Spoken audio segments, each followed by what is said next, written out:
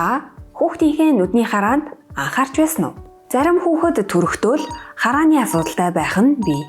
Төрөлхийн катаракт буюу нүдний болорч сайх өвчний талаар ярилцъя. Энэ өвчин юунаас үүдэлтэй вэ? Яагаад яаралтай эмчлэх хэрэгтэй вэ? Эмчилгээний ямар арга байдаг вэ? Болорч сайх гэж юу вэ? Болорч сайх гэдэг нь нүдний болор буюу линз хэсэг цайрч гэрэл нэвтрүүлэх чадвараа алдах өвчин юм. Ихэвчлэн настай хүмүүст тохиолддог боловч зарим хүүхэд төрөлхийн болорч цайсан төрдөг. Энэ нь яаралтай эмчлэгдэх шаардлагатай, сохролт хүрэгдэг аюултай өвчин юм. Яагаад төрөлхийн болорч цайлт үүсдэг вэ? Төрөлхийн болорч цайлтын гол шалтгаануудыг мэдэх нь чухал.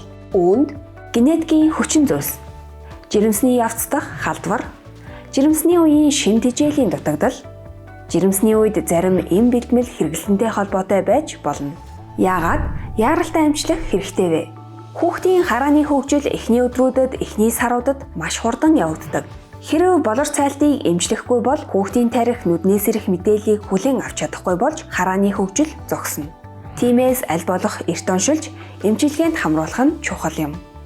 Эмчилгээний аргууд. Төрөлхийн катарактын гол эмчилгээ нь мэс засал юм.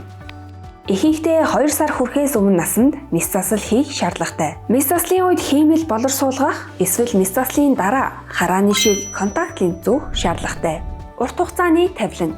Мэс заслын дараа хүүхдийн хараа сайжрах боломжтой. Гэхдээ харааны эмчилгээ тогтмол үзлэг, харааны хөгжлийг дэмжих орчин нөхцөл чухал үүргийг гүйцэтгэдэг.